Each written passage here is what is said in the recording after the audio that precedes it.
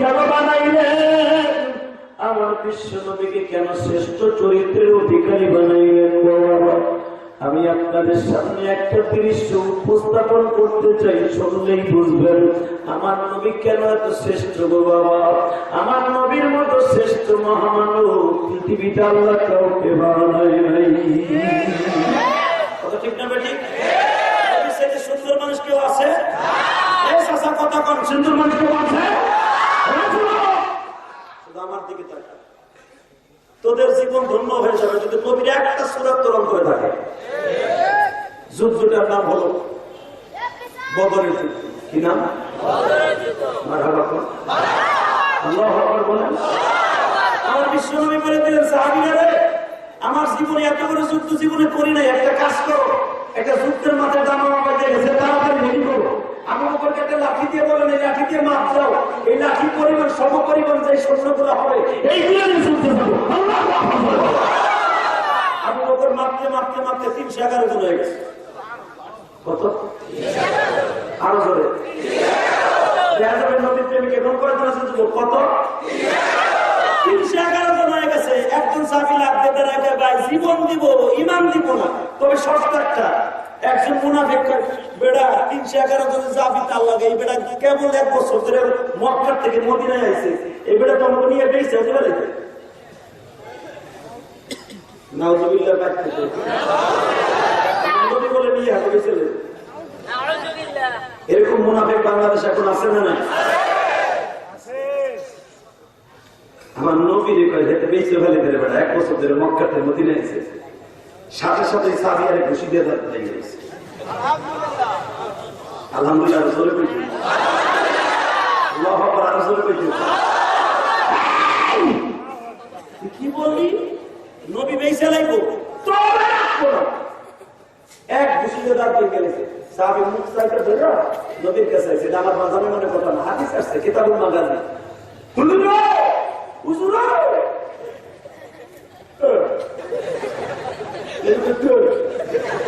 ওইখানে আসার আগে জিব্রাইল এসে গেছে নবীর কাছে। আমি আর ওয়াজ করব না, আল্লাহ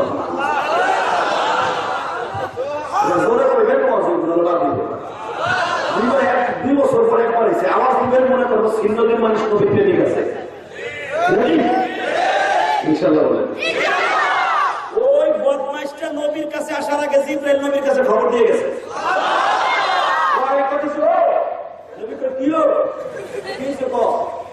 আমার ডাক্তার গেছে নবীকে বাড়ি থেকে নবীকে আমি কই তুই না কইছো যে 311 জন যাইতেছ, পিছনে তুই কইছিস না তো বুঝলি বেঁচে না। আপনি খবর কেমন জানেন? নবী আমার বলেন, মা ইয়ানতিকু আনিল হাওয়া ইন হুয়া ইল্লা ওয়াহয়ুন।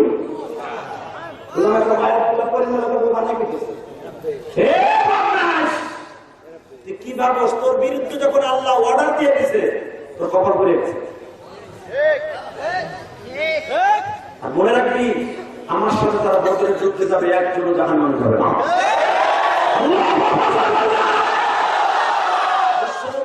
আমার সাথে বদরে 313 জন সাহাবী সবাই জান্নাতে। কি বলে নাই? 313 জন সাহাবী সবাই জান্নাতি, 20 জন জান্নাতি।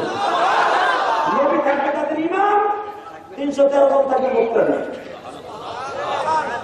আমরা তাদের সঙ্গে হবো। সঙ্গে হবো মানে কি? হিন্দুকে মন্দির জ্বালাবো, তারপরে হ্যাঁ হিন্দুকে মারবো, দাঙ্গা লাগাবো, মুসলমান মুসলমান ঘর বাড়ি জ্বালাবো, যা নাও তারপরে কবরে যাবো, হুমুন দিন, তারপরে বুঝে যাবো। আল্লাহ দাঙ্গা পছন্দ করে। হ্যাঁ, ইসলামের বিরুদ্ধে তো কথা বলবো, সারা যাবে না। কষ্ট হচ্ছে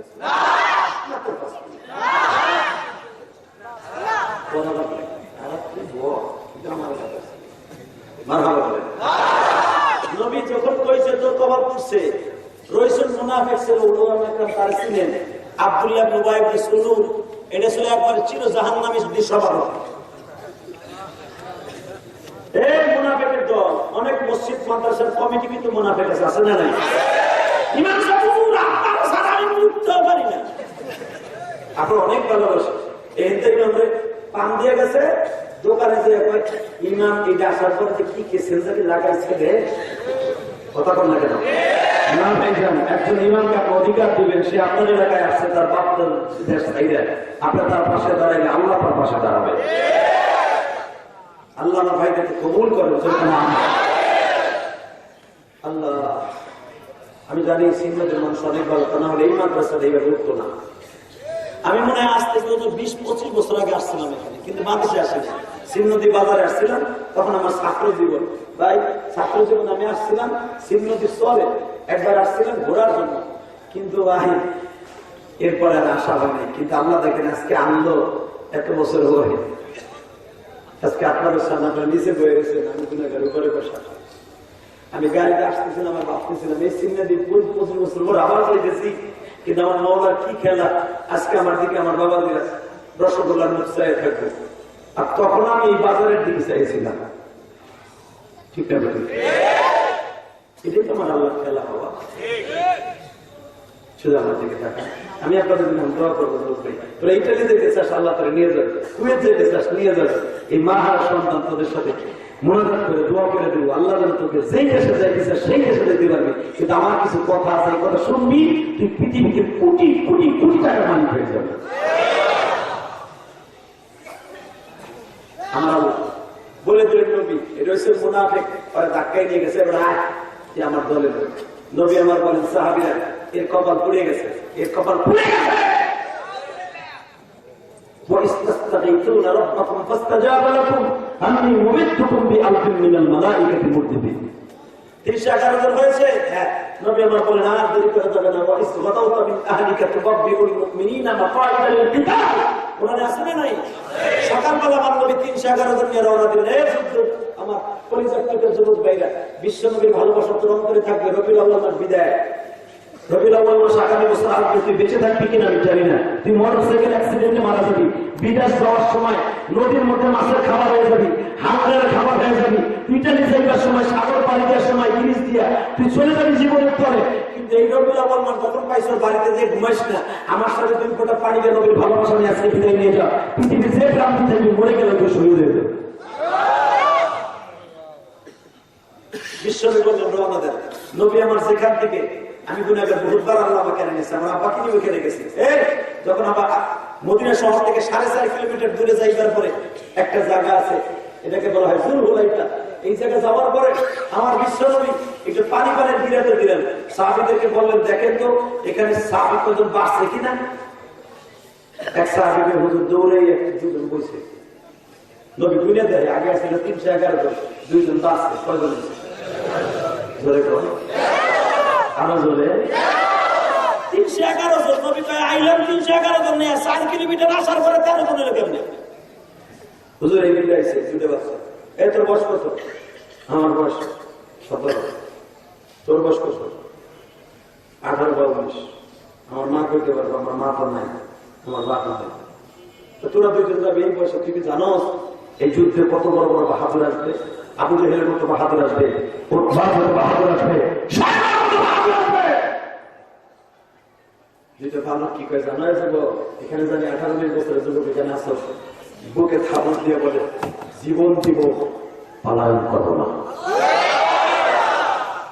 আর আমার জায়গায় তো আইসি কে তোরা মাপে অসমাই, তারপর আমি কেমন আমার মাপ দিত।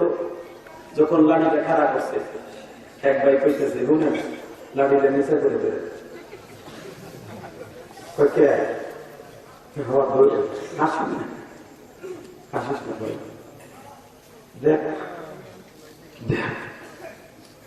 তাদের আসল কারণটা কি ওই দেখালে আল্লাহ ফলকে হুজুর তার সুন্দর নবীর চরিত্র দেখে তারা পাগল হয়ে গেছে। মাপ দিয়ে যখন মাপ দিতে গেছে আপনারা জানেন এই বুড়ি আঙ্গুলের পরে ভর দিয়ে এরা একদিকে বছর এখানে আবু বকর দেবের পার মিছিল না এইভাবে কি ওরে মাপ দিয়ে দিয়েছিল না বলে বলি না বুড়া মানুষ এক এক ফোন করে আগে তো নবী বন্ধু আবার এখন শ্বশুর হচ্ছে কথা কই আপনার তো নবীর পরম করে সেই আপনার নবীর থেকে 2 বছর 3 মাস 10 দিনের ছোট আপনি সেই 2 বছর 6 বছর বয়সের থেকে নবীরে দেখতেছেন, আপনার আসলে মিটে গেছে নবীরে দেখে আমরা দেখতেছি 1 বছর। জোরে জোরে জোরে জোরে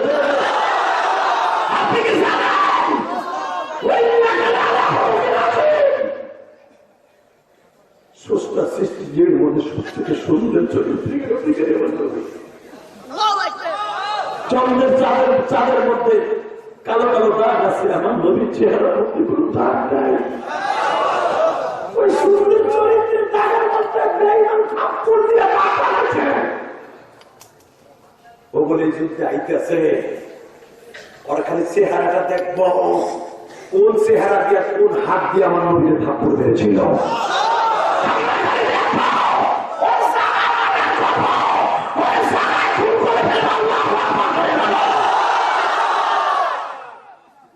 আমরা যাইতেছি এমনি না, যাইতেছি কারণ আছে। আবু বকর বলে, ভাই তোর সম্পর্কে আমি সিদ্ধান্ত নিতে পারবো না, নবীর কাছে চল। তো ভাই তোর আবেগ দিয়ে দুনিয়া চলবো না, বয়স হয় না। এই মুসলমানের পোলা ধাক্কাই নবীর কাছে চলে গেছে 2 ভাই। নবী কয়, বাবা কি মাইটা কি হয়েছে? এবং মাকেও হয় না, বয়সও হয় না। নবী বলে, বাবা তোর আগামী বছর যাইস, যা। একটা দৌড় দিয়ে এসে বড় ভাই মাআস নাম ছিল, দৌড় দিয়ে এসে নবীর পা ধরে জড়াই ধরে বলে, নবী গো, আপনি যখন 1.5 বছর আগে মদিনায় আসছিলেন, তখন আপনি আমার চেহারা দিকটাকে বলছিলেন, মা হাজরে তুই আমার দিকে কাম বসকে। তখন আমি বলছিলাম, নবী গো, পৃথিবীতে আপনার মতো সুন্দর মানুষ আমি কোথাও পাইনি। কিন্তু নবী আমি দেখতেছি আপনার ঠোঁটের মধ্যে কিসের জন্য একটা দাগ। তখন আপনি বলছিলেন, তাই ছেলেরা আমার ঘুষি দিয়ে ঠোঁটে পাঠাই। আমার মাইনে তারা দিয়েছে, তোমরাও কি আমার মারবা? সেখানে বাধা দিয়েছিলাম। আমি যদি কোনো সুযোগ পাই এবার নবীর মনে শাস্তি দিব। আল্লাহর কসম করে বলছি, নবী আপনি আমার পেয়ে যায়, আমি তার স্টক করে মারা যাবো। নবী বলে, তুই তাবে চা করে ওনাকে দিয়ে দিলাম।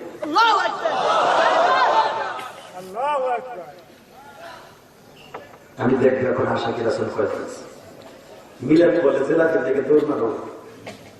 এবার দেখবো কয়জন আছে আশিক নবী দেশকে দিয়ে কয়জন সিল্লানি মারো, আমি খালি দেখবো। হ্যাঁ, 18-19 বছরের যুবক মাআস যখন বলেন, আমার অনুমতি দিচ্ছেন, খুশির আনন্দে 3টা লাভ আছে। অনুমতি দিল কেন? আমার নবী বলে, বাবা কি সুবাদে যাইতে চাস, কি জিনিস তোর কাছে আছে, কি অ্যাবিলিটি আছে যে সেই যে প্রতিবাদ দিতে যাবি? বললাম, তোর আমার কাছে একটা জিনিস আছে। কি? আপনার শক্তি চান, তাই না? হ্যাঁ। কি শক্তি চান?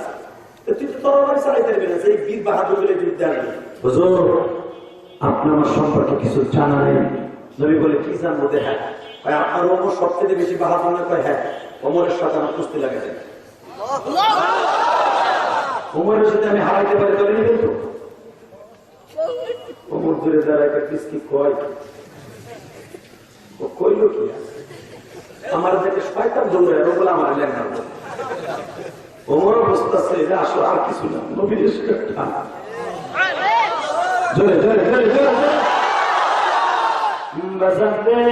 এই যুবক যখন বললেন ওমরের সাথে আমার কুস্তি লাগাই দেন, তখন নবী শুনিয়া সহ্য করতে পারে না। ওমরে দেখ আমার কত ভালোবাসে রে।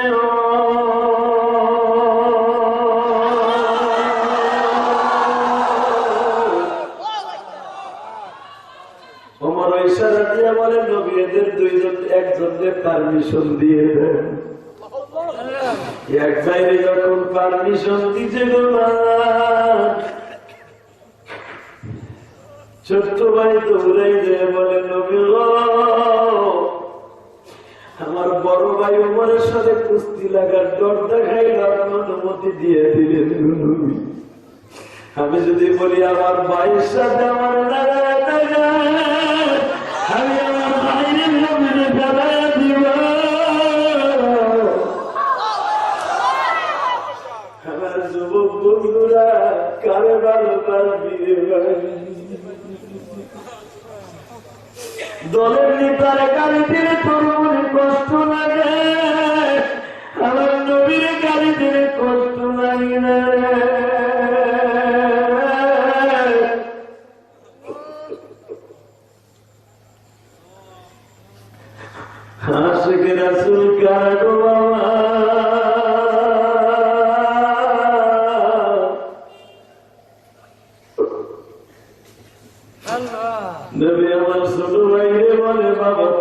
আমি বললাম দেখি তোর বড় ভাইয়ের সাথে কুস্তি লাগ 311 জন সাহাবী তাকায় ছোট্ট ভাই মুআজ বড় ভাই মুআজের গলায় হাত দিয়ে কানে কানে বলে ভাই রে আমি যদি সারাদিন তোর সাথে কুস্তি লাগি আমি তোরে করবি পিঠে জমিনে ঠেকাই দেব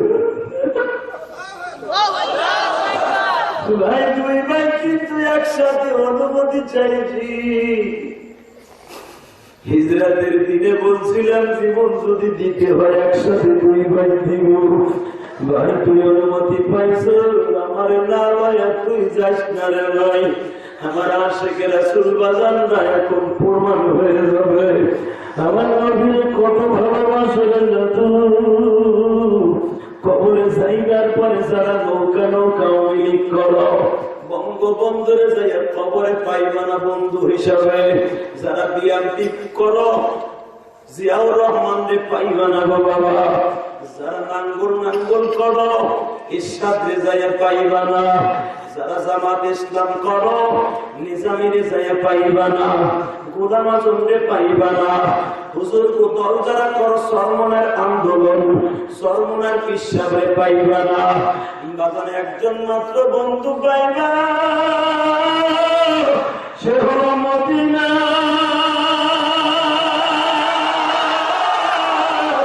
শুয়ে আছে নবী আমার সোনার মদিনা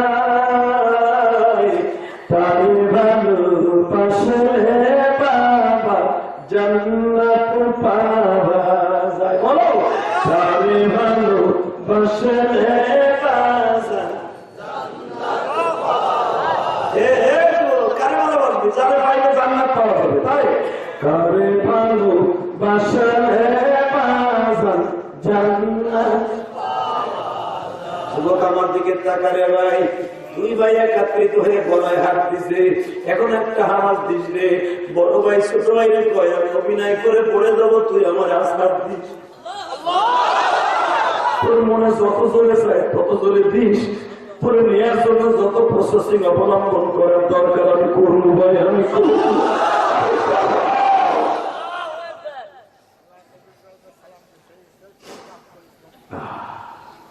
বাজার দিয়ে একবার দুইবার না তিনবার আশা দিয়েছে বড় ভাই ছোট ভাই নবী আমার একসাথে সাত রুমের দিয়ে চোখ মুস্তা করলো মোর রে দুই জনে তুই যাবি কেমনে অভিনয়টা আমি বলছি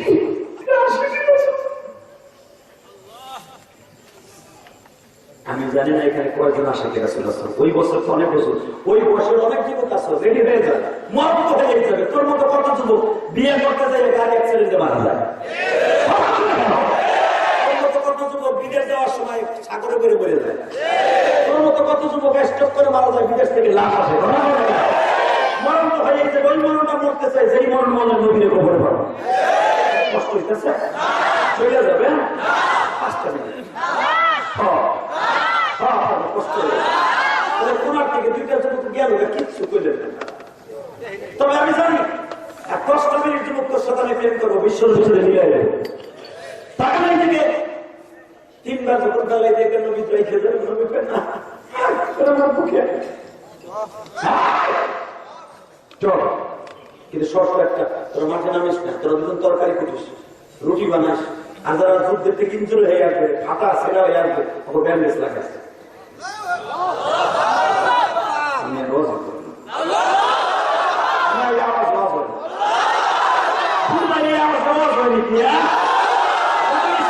জান্নাতের মা জান্নাতের মা জান্নাতের মা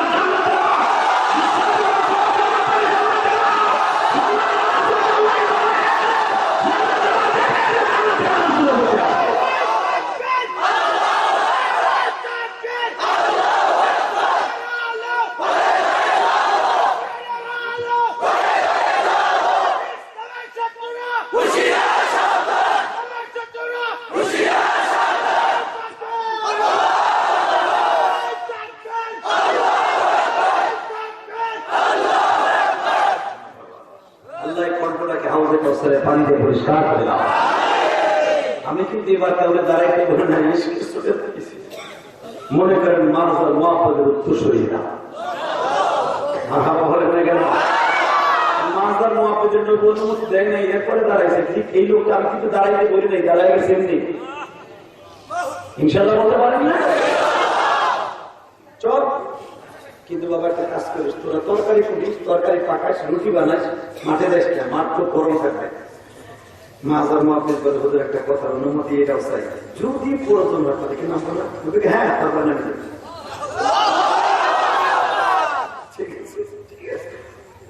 আপনাদের জানা আছে 17 রমজান বদরের যুদ্ধ সংঘটিত হয়। বিশ্বনবী বেলা 10টার সময় বললেন, যাও সাহাবীরা মাঠে নামো। শুরু হয়ে গেল যুদ্ধ। আপনাদের জানা আছে, যেটা বল শোনেন নাই সেটা শুনবেন। আল্লাহ বলেন,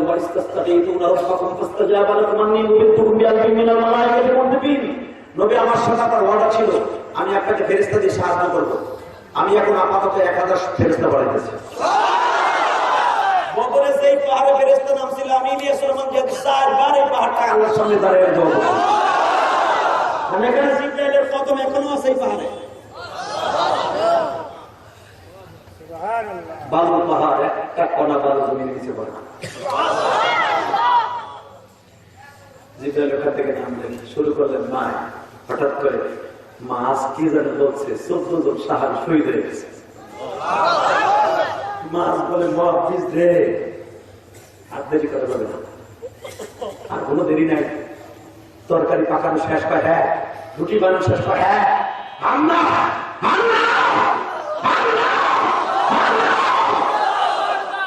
নবী বলছে, সুযোগ করে নেবে নবীর ওয়াদা নিচ্ছে, গুনাহ হবে না। দে আমার পিঠে একটা পানির বসক বেঁধে দে, যে বটি দিয়ে তরকারি করছে ওই বটিটা আমার হাতে দে। তরবারি তো নাই, কারণ আপনাদের জানেন বদরের যুদ্ধে মাত্র 6 খান তরবারি, 2টা ঘোড়া। আল্লাহু আকবার। 313 ওইটা বাইরে তরবারি, ওই তরকারি কোটা বটি, 2 ভাই 2টা রয়েছে।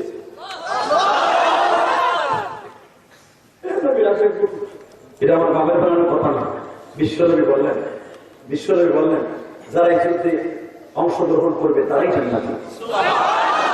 তাদের যুদ্ধ আর তোমাদের যুদ্ধ দাঙ্গা লাগাই দাও, ভাই ভাই হইতে মারামারি করে দাও, হিন্দু মুসলমান হইতে মারামারি লাগাই দাও, এটা 1 নম্বর সন্ত্রাস, সেটা যুদ্ধ হতে পারে না। তারাই দিকে মুসলমানের গোলা। এরা 2 ভাই নবীর কাছে অনুমতি আগে নিয়ে নিছে, বটি ঘাড়ে লইয়া নিচে তো আসতে যেয়ে দেখে একজন ডাল পাতায় বয়ে গেছে, তার নাম তার আব্দুর রহমান বিন আওফ। বুখারী শরীফের হাদিস কিতাবুল মাগাজি। আব্দুর রহমান বিন আওফ এইভাবে ডাল পাতাইয়া তাকায় আছে, আবু জেহেল কখন আসবে। যুদ্ধ আসতেছে, ডালের ভিতরে কালিগুলা, কাঁকড়াগুলা, বল্লমগুলা ঢুকতেছে। মা রাস্তা করে কলরিং করে দিয়ে জিজ্ঞেস করে, আবু জেহেল কোথায়? আমরা তো মদিনের সাথে আমাদের জীবনে দেখি না, বেঈমানদের একটু দেখবো। আব্দুর রহমান আওফ বলে, সাহস কত বড়, বেঈমানের চেহারা দেখে শয়তান বলতে পালায় যায়। তুই তার দেখতে চাস, লেকচার শুনতে চাই না, আগে বলো আবু জেহেল কোনটা। আমার ডালের মধ্যে বয়, আমার কোলের মধ্যে বয়, হয়েছে 2 বারে কোলের মধ্যে বয়, 3 জন এক ডালে। ডাল ছিলেন না, মারামারি করতেন না, ওই ডালের ডাল। এই মুসলমানের পোলা ডাল, 3 জন ডাল। মাছকে সামনে বসাইছে, মুহাদ্দিসকে পিছনে বসাইছে, মাঝখানে বসে আব্দুর রহমান আওফ। বুখারীতে যেভাবে আসছে, কাঁকড়াগুলো আসতেছে, বল্লমগুলো আসতেছে, আব্দুর রহমান আওফ ডাল কাজ চিৎ করে আমাদের জন্য ফিরাচ্ছে। হঠাৎ করে আব্দুর রহমান আওফ বলেন, মাছ রে ব্যাক কর। কেন? ওই যে বেঈমান আসতেছে। মাছ মুহাদ্দিসকে বলে, বাইরে আয় আমার পিছনে পিছনে। وإنك لعلى خلق عظيم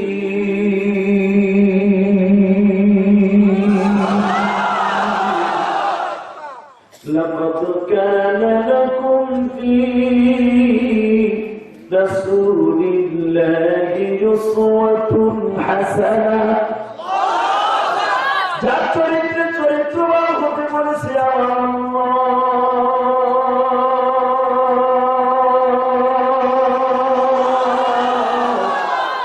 তার জন্য জীবন দিলে জাহান্নামে যাব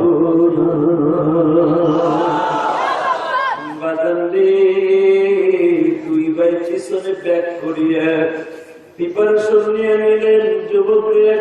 একটা আমার দৃষ্টি নাই। 19 বছরের যুবক মুহাদ্দিসকে বলে, বাইরে আমরা পাহাড়ের পিছনের দিকে যাই। ওই যে বেঈমান সিটকা কইলে ঘোড়ার পরে আসতে যায়। বাজার পাহাড়ের কাছাকাছি যখন বেঈমান আসছে, ওই পাহাড়টা এখনো দাঁড়ায় আছে গো বাবা। পাহাড়ের ডাকুতে যখন আসছে, মাছ জাম্পিং করছে পাহাড় থেকে।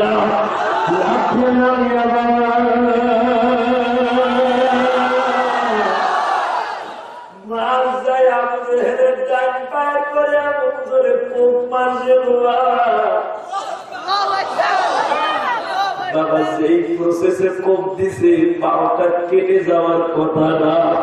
আমার আল্লাহ বলে, জিবরাইল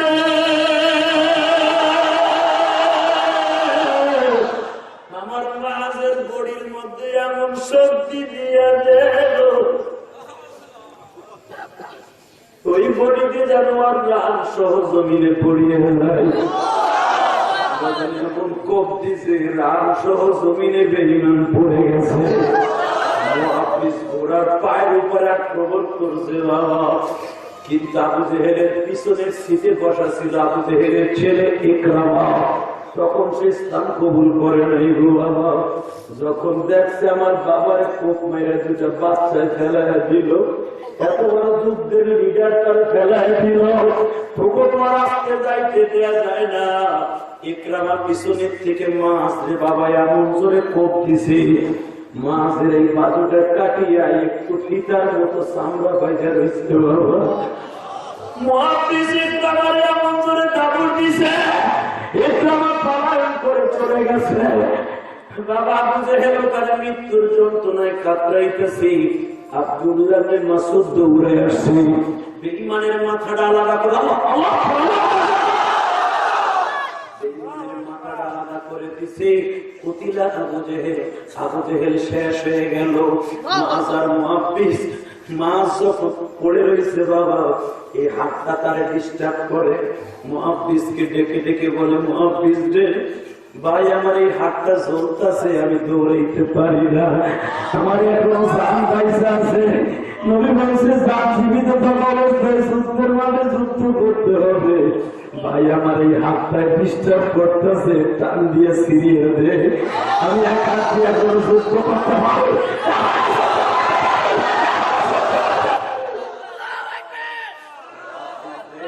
মুহাদ্দিস আমার হাতটাতে ছিড়িয়ে দেলা। ছোট্ট ভাই বলে, আমি পারবো না,